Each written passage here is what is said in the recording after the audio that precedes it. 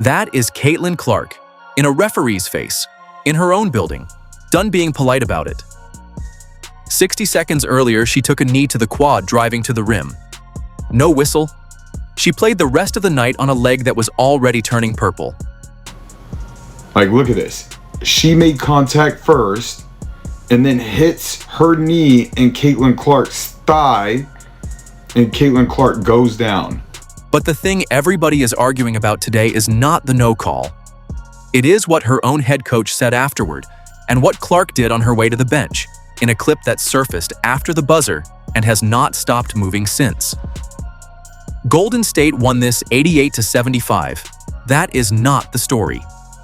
The story is a franchise player fighting the whistle by herself.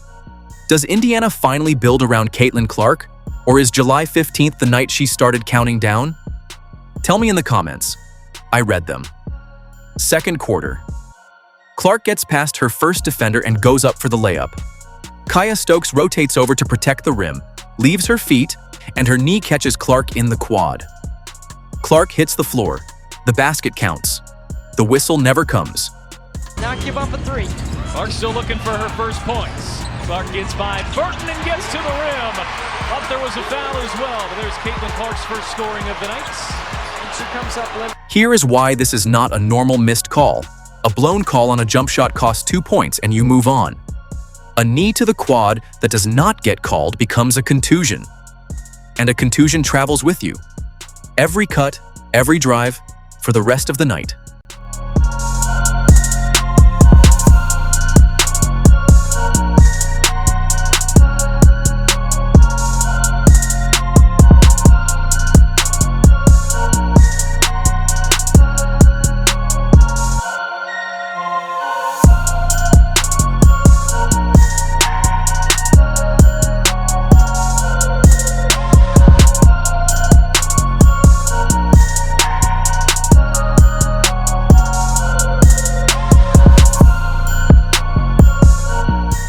Run it back in slow motion and fans counted 3 separate points of contact on the same drive.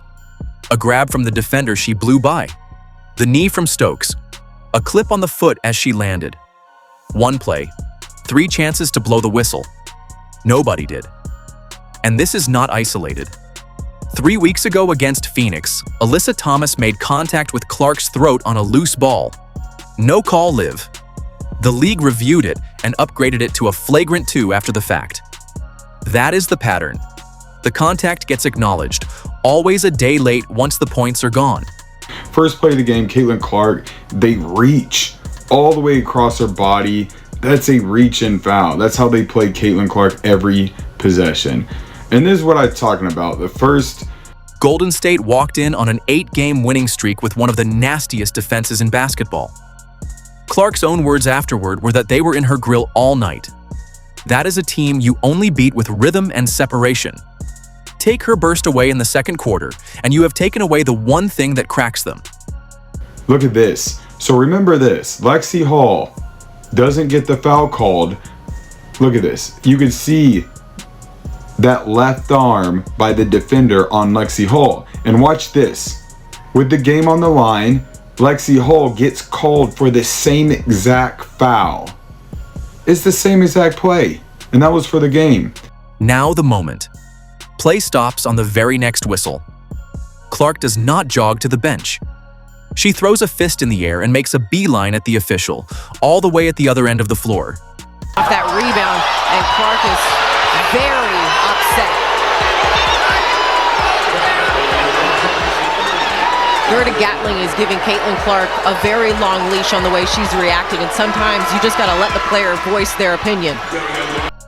This is not a one-word complaint. This is every no call from the whole night coming out at once, at close range, with language you can read off the broadcast with the sound off. And here is the detail nobody is sitting with. She got a warning, no technical. A star gets that far into a referee's face and the crew just lets it go.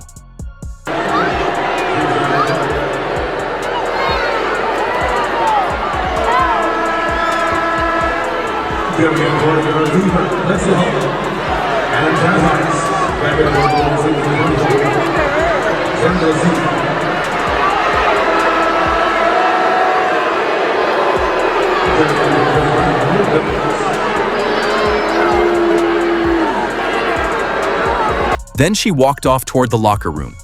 She was back on the bench before halftime and she started the third quarter. So the camera does what cameras do. It goes looking for the head coach. And this is where Indiana fans lost it. She seems to always be initiating the contact. Post-game, White was asked what the officials told her. They said Caitlin initiated the contact. That is all they said.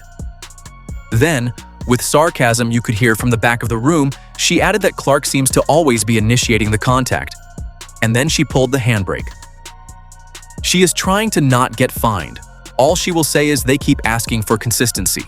Yeah. You mentioned Caitlin always seems to initiate the contact. Just what did you see in the officiating overall tonight, or just in general? Chloe, I'm trying to not get fined. Two honest readings exist and you deserve both. One, the sarcasm is aimed at the referees, not at Clark, and White has been beating the consistency drum for weeks. Two, where most of Fever Twitter landed. Your franchise player just played a half on a bruised quad, and the strongest thing you will say out loud is a joke and a shrug about a fine. And here is what makes reading two land. Last season against the Aces, White got a technical screaming at the crew, and Clark jumped off the bench to applaud her for it.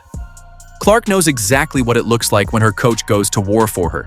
She has seen it. She just did not get it on Wednesday.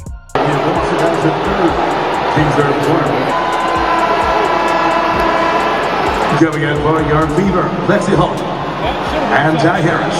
Back in for Golden State, number 24. Zendela City.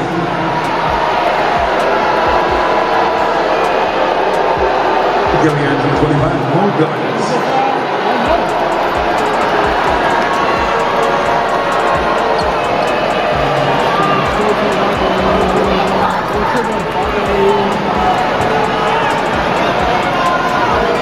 Which brings us to the minutes. And you need the honest version of this because the lazy version is already all over your feed. Clark finished with 26 minutes. Yes, that was planned. She is managing a back injury. She sat 3 of the last 6 games, and she acknowledged the restriction herself before tip-off. This was not a coach benching a star out of spite. A few things that I noticed, Caitlin Clark and Aaliyah Boston playing 25 minutes out of the 40. And with 3 minutes left in the third when Caitlin Clark went to the bench, it was a 44-42 game. We can easily beat this team, and this is one of the best teams in the league. The real question is narrower, and it is much harder to answer. Is the way Indiana is spending those 26 minutes actually helping anybody? Because here is the quote nobody is talking about. Clark said afterward that she thought she finally played with a little more pace, a little more burst, especially down the stretch in the fourth. Read that again. The player on the restriction is telling you she only found her rhythm at the very end once the game was already gone. And in the game, and that closing stretch here. And it could be something simple that we don't know. Obviously, we're not on the bench. We're not in the head of Stephanie White. It could be something that Timpson is giving them a look that Stephanie White likes right now and wants to keep going with. 11 of her 13 points came in the second half, on a bruised quad, after the injury. She got worse on paper and better in reality. And the shape of that night, in, out, cold, restart, cold again, is exactly the shape that produces a 4 for 14 line from a rhythm shooter. But another thing I noticed is Kelsey Mitchell started off the game.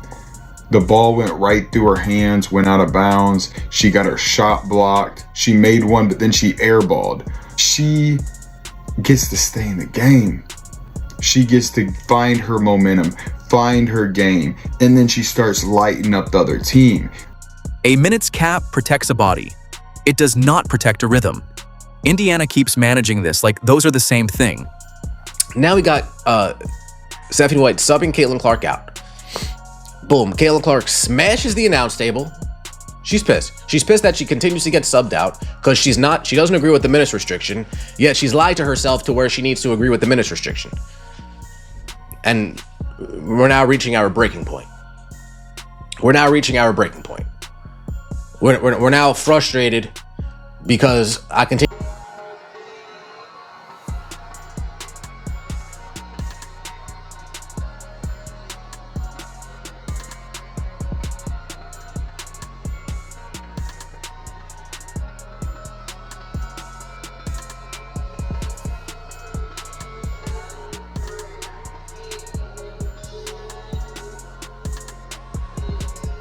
Now the footage everybody has been sending me.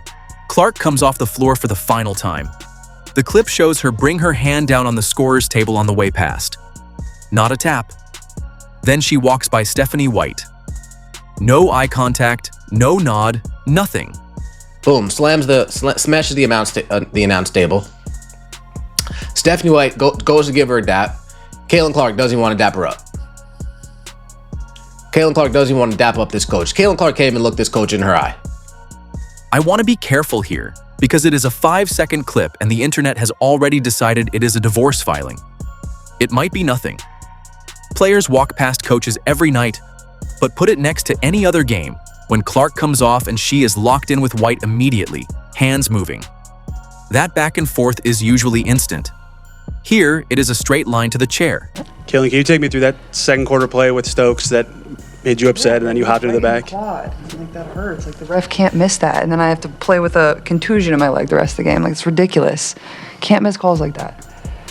Did they give you an explanation right after when you? She said I initiated the contact, which is fine. You can't knee me in the leg, knock me over. And what makes the silence louder is that Clark never asks for sympathy. Asked about the knee, she said they would just rub it out, knuckles on it, call it a day. She never complains about her body, which is exactly why the sideline saying nothing reads so loud. And I had some good looks that didn't go down, and then, I shot some tougher looks too, but, I thought I finally kind of played with a little bit more pace and a little bit more burst, especially down the stretch in the fourth, but hopefully I don't have to keep playing 25 minutes. Well, speaking of that, as far as the contusion goes, it seems like we'll just rub it out. She's fine. Yeah. Good old knuckles on it and call it a day. On the other end of the floor, So put the numbers on the table because they tell a different story than the box score does.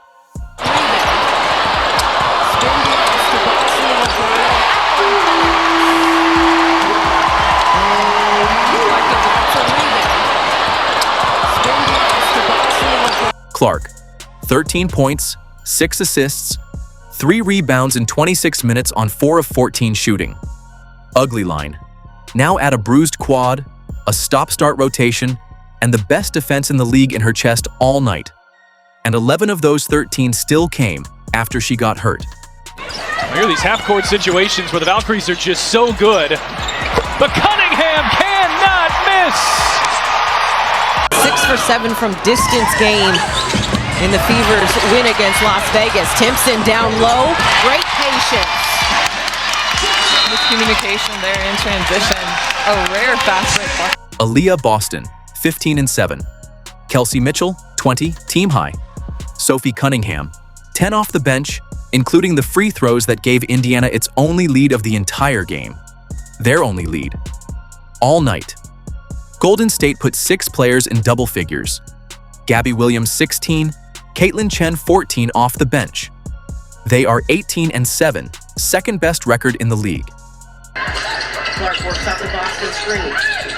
Those two are on the roll. Wide open, lays it up and in. When you need points, you go to your all-stars, and right there, the two-hand. That is not a talent gap. Indiana is 14 and 10, with an MVP caliber guard, an all-star center, and a bench that scores. That is a deployment gap. And deployment is a coaching word. So here is where this actually sits. The referee missed it. Clark said it herself. The ref cannot miss that, and then she has to play with a contusion the rest of the game. That part is not up for debate. Everything downstream is. Whether a coach who will not say one hard sentence in a press conference is protecting her player or her wallet.